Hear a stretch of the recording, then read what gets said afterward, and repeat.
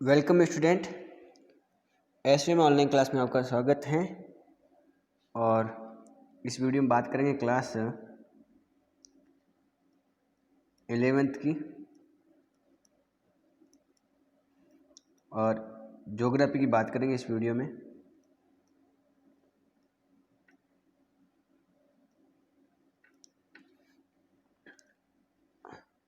लगभग पाँचों पार्ट हमारा पूरा हो गया था। आज नए लेसन की शुरुआत करेंगे। पाठ संख्या 6 की शुरुआत करते हैं, जिसका नाम है भू आकृतिक प्रक्रिया या प्रक्रियाएं। लेकिन पाँचों पार्ट की 2-3 बातें बाकी हैं, तो वो पहले उसकी पूरी कर लेते हैं, फिर इस पार्ट को हम आगे बढ़ाएंगे। तो हम बात कर रहे थे पाँचों पार्ट की, थोड़ा बहुत रहा है वो उसको पूरा कर लेते हैं इसी वीडियो में और मेन रूप से नए पार्ट की शुरुआत करते हैं। हमने अलग अलग प्रकार की शैलें पढ़ ली थी, आग्नेय, अवसादी और कायांत्रिक शैलें पढ़ ली थी। अब पढ़ना है हमें कि ये जो शैलें हैं इनका चक्र किस प्रकार का होता है, जिसको शैली चक्र कहते हैं। तो हम पढ़ते हैं शैली चक्र के बारे में। जो शैलें होती है वो अपने मूल रूप से अधिक समय तक नहीं रहती एक जगह पर, और बल्कि इसमें परिवर्तन तो होते रहते हैं। शैली चक्र एक सतत प्रक्रिया होती रहती है, इसमें नई पुरानी आती रहती है, नई बनती रहती है। तो शैलें अपने स्थान से एक जगह से दूसरे स्तर पर परिवर्तित होती हैं, बदलती रहती हैं। मतलब अगर मैं बताऊं तो आपको एक स्थान पर ज़्यादा समय तक नहीं रहती है, उसमें परिवर्तन होता रहता है। आग्नेय जो शैलें हैं वो प्राथमिक शैलें हैं, अवसादी और अन्य कायांत्रिक शैलें हैं। अन्य जो शैलें हैं वो इन प्राथमिक शैलों से निर्मित हुई हैं। आग्नेय शैली को कायांत्रिक शैलियों में परिवर्तित किया जा सकता है। आग्नेय और कायांत्रिक शैलों से प्राप्त अंशों से अवसादी शैल का निर्माण होता है। तो आग्नेय शैल से कायांत्रित बनाया जा सकता है, और कायांत्रित और आग्नेय के जो अवशेष होते हैं उसे फिर अवसादी शैलों का निर्माण होता है। और अवसादी शैलें अपखंडों में अलग अलग परिवर्तित हो जाती है टुकड़ों में, और ये जो अपखंड होते हैं वो अवसादी शैलों का निर्माण करते हैं। तो जो ये भूपृष्ठीय शैलें हैं जिसमें आग्नेय, कायांत्रिक, अवसादी हैं, अगर हम देखें तो ये धीरे पृथ्वी के अंदर की ओर जाती रहती हैं, ठीक है। और पृथ्वी के आंतरिक भाग में तापमान बढ़ने के कारण ये पिघल कर मैग्मा में परिवर्तित हो जाती है और आग्नेय शैलें के मूल स्रोत में वापस आ जाती हैं। तो ये इनका इस प्रकार से चक्र चलता रहता है कि कायांत्रित जो मैग्मा है वो आग्नेय बनेगा, आग्नेय के बाद में अप्रदन और अपक्षयन के बाद में शिलीभवन जो प्रक्रिया होती है, इसके बाद अवसादी बनेगी, और अवसादी के बाद में कायांत्रित बनेगी। कायांत्रित वापस ज़मीन में अंदर जाएगा और अंदर जाने के बाद में वापस मैग्मा बनेगा। मैग्मा बनने के बाद में वापस वो आग्नेय शैल बनेगी। आग्नेय शैल जाने के बाद में वापस वो अपक्षय और अप्रदन से अवसादी और या सीधे रूप से कायांत्रित भी बन सकती है। तो ये तरह हैं, इस तरह से शैली चक्र चलता रहता है। तो ये बातें हो गई थी शैली चक्र की, और 500 पार्ट इसी साथ में पूरा भी होता है। हम नए लेसन शुरुआत करते हैं। नए लेसन का नाम है भू आकृतिक प्रक्रियाएं। कि जो ज़मीन पर अलग अलग आकृतियाँ बनी हैं, जैसे पठार हो या पर्वत हो या घाटी हो या गॉर्ज हो, जो भी अलग अलग प्रकार की पठार, पर्वत, घाटियाँ जो भी आकृति बनी है वो आकृति, उनकी प्रक्रिया किस प्रकार की होती है, किस प्रकार से वो निर्मित हुई है, उनकी बात करते हैं। हमने पढ़ा कि पृथ्वी की उत्पत्ति कैसे हुई है, ऊपर की जो परपट्टी हैं वो कैसे बनी हैं, उनका विकास कैसे हुआ है, ज्वालामुखी, भूकंप के बारे में हमने पढ़ा है, काफ़ी कुछ हमने पढ़ा है। हम आगे और बढ़ते हैं। तो एक बात ध्यान रखना है कि जो भूपरपट्टी हैं वो गतिशील हैं, वो गत्यात्मक हैं। क्या है वो? गत्यात्मक। मैंने बताया कि जो भू प्रॉपर्टी हैं वो गत्यात्मक हैं। गत्यात्मक होता है, गतिशील हैं। क्या हैं? गतिशील हैं। तो एक बात आप ये ध्यान रखेंगे, गत्यात्मक भूपट्टी हैं, ठीक है। ठीक है। अब ये जो गत्यात्मक या जो गति करती है भूपट्टी, वो 2 दिशाओं में करती है। एक तो क्षैतिज दिशा में और एक ऊर्ध्वाधर दिशा में। एक तो इस प्रकार से गति करती है, एक ऊपर ऊर्ध्वाधर दिशा में गति करती है। तो पृथ्वी की जो भूपट्टी है वो गतिशील है, और हम गतिशील की बात कर रहे हैं तो एक तो क्षैतिज दिशा में गति करती है, एक ऊर्ध्वाधर दिशा में गति करती है। ठीक है। निश्चित तौर पर ये भूतकाल में वर्तमान गति की अपेक्षा थोड़ी तीव्रतर संतरित होती थी। अगर हम देखें तो पुराने समय में या भूतकाल में या प्राचीन समय में देखें तो ये जो भूपट्टी है इसकी गति तेज थी। क्या थी? प्राचीन समय इसकी गति तेज थी, वर्तमान में इसकी गति क्या है? कम है। ठीक है। तो एक बात तो ये ध्यान रखनी है कि प्राचीन समय में इसकी जो गति है वो ज़्यादा थी और वर्तमान समय में इसकी गति क्या है? कम है।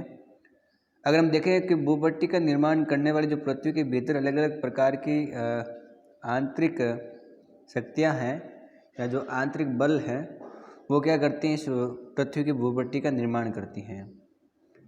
तो भूपट्टी के निर्माण के पीछे जो कारक देखें तो वो है आंतरिक बल। ठीक है। और जो अलग अलग प्रकार का जो आंतरिक सक्रिय बल है वो पृथ्वी के बाह्य सतह के निर्माण में भी अपनी महत्वपूर्ण भूमिका निभाता है। इसके अलावा भूपट्टी का निर्माण करने वाली जो पृथ्वी के भीतर में सक्रिय जो आंतरिक बल है उन बलों में पाए जाने वाला जो अंतर ही पृथ्वी के बाह्य सतह में अंतर के लिए उत्तरदायी है। बाहर की जो सतह है वो अलग अलग क्यों है, उसके पीछे एक कारण जो ध्यान रखना है आपको कि आंतरिक बल। पृथ्वी के अंदर अगर अलग अलग प्रकार का बल होगा, उसमें अगर परिवर्तन होगा तो पृथ्वी के बाहर की सतह में भी परिवर्तन होगा। ठीक है। तो इसका मतलब ये हुआ कि जब पृथ्वी के अंदर अलग अलग क्रिया होगी तो उसका प्रभाव सतह पर पड़ेगा। पृथ्वी के अंदर अगर क्रिया होगी, ऊपर नीचे होगा, तो पृथ्वी के सतह पर भी ऊपर नीचे होगा। तो ये भी एक कारण है, पृथ्वी की सतह पर अलग अलग प्रकार का जो अंतर पाया जाता है, कहीं पर्वत कहीं पठार है, तो वो उसकी वजह है आंतरिक बल। ठीक है। उसकी वजह से इस प्रकार का परिवर्तन पाया जाता है। इसके अलावा देखें तो मूलतः देखें तो पृथ्वी या देखें धरातल सूर्य से प्राप्त ऊर्जा द्वारा प्रेरित बाह्य बलों के वजह से या वायु बलों का जो अनुवर्तन प्रभाव है या बाह्य बलों की वजह से भी इसमें कुछ परिवर्तन होता है। ठीक है। तो एक बात तो है कि निश्चित तौर पर देखें तो आंतरिक बल अभी भी सक्रिय हैं। जो पृथ्वी के आंतरिक बल हैं वो अभी भी क्या हैं? सक्रिय हैं। तो एक बात तो ये ध्यान रखना है कि पृथ्वी के ऊपर सतह पर देखें तो धरातल पर सूर्य की हमको ऊर्जा मिलती है। ठीक है। तो सूर्य से प्राप्त ऊर्जा द्वारा प्रेरित बाह्य बलों से अनवरत प्रभावित होता रहता है धरातल। ऐसा नहीं कि धरातल जो परिवर्तित हो रहा है उसमें जो परिवर्तन आ रहा है वो केवल आंतरिक बल की वजह से आ रहा है, बल्कि सूर्य के जो बाहरी सूर्य से जो ऊर्जा मिल रही है उस ऊर्जा से भी पृथ्वी की सतह में ऊपर के जो अलग धरातल के निर्माण है उसमें भी बाह्य जो बल है उसका प्रभाव नज़र आता रहता है। ठीक है। तो ये भी ध्यान रखना है। और अंदर वाली जो बल है, आंतरिक बल, वो अभी भी सक्रिय है। उनकी तीव्रता है उसमें अंतर है। आंतरिक बल की जो तीव्रता है उनमें काफ़ी अंतर है। अगर अंतर की बात करें तो आप ध्यान रखेंगे कि धरातल, इसका मतलब ये हुआ कि धरातल पृथ्वी मंडल के अंतर्गत उत्पन्न हुए बाह्य बलों एवं पृथ्वी के अंदर अद्भुत आंतरिक बलों से अनवरत प्रभावित होता है। मैंने आपको बताया कि जो धरातल है उसका जो पृथ्वी मंडल के अंतर्गत जो अलग अलग प्रकार के बल हैं, तो वो पृथ्वी के अंदर जो बल हैं उन सब का परावर्तन, उन दोनों का जो प्रभाव है वो पृथ्वी के धरातल पर पड़ता है। ये ध्यान रखना है आपको। ये हमेशा परिवर्तनशील है, हमेशा। ठीक है। तो एक ध्यान रखना है कि हमेशा क्या है? परिवर्तनशील है। ठीक है। और बाहर के जो बल होते हैं, बाह्य बल, उनको बहिर्जनित बल कहते हैं। तो पहले तो ये ध्यान रखना है कि पृथ्वी के सतह है, धरातल है, उसके परिवर्तन के लिए दो कारक हैं, दो बल हैं। कितने बल हैं? एक तो है बाह्य बल। बाह्य बल जिसको आप ध्यान रखना है कहते हैं बहिर्जनित बल। एक होता है आंतरिक बल। और आपको बता दें आंतरिक बल को कहते हैं अंतर्जनित बल।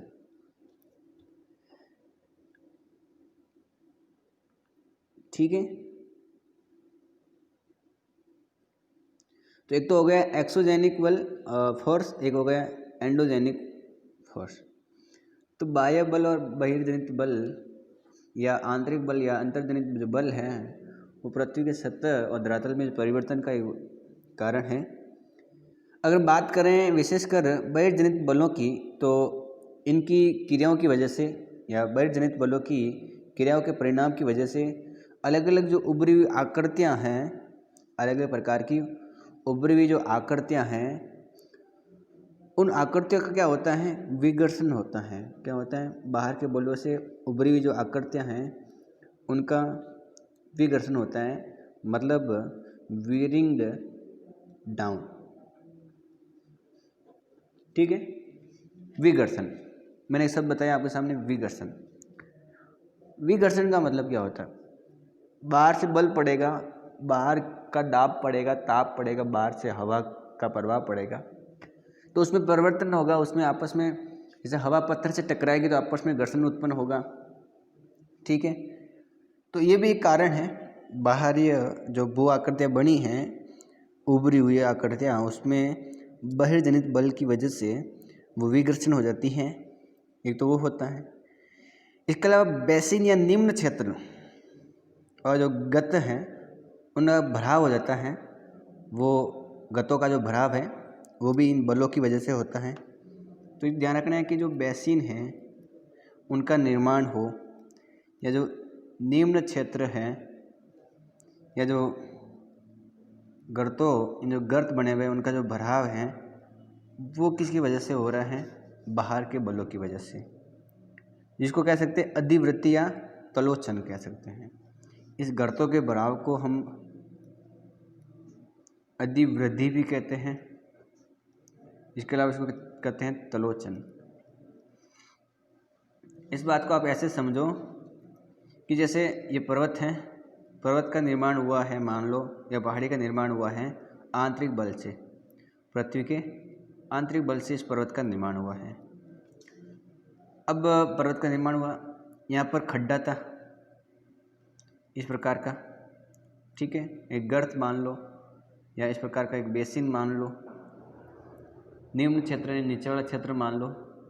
अब हवा चली, बारिश हुई, सूर्य की गर्मी, हवा का दाब, इस वजह से, बारिश होने की वजह से यहाँ टुकड़े हुए, टुकड़े होने की वजह से इस प्रकार की मिट्टी बढ़ती गई और ये गत बढ़ते गए, नीचे वाले क्षेत्र भरते गए।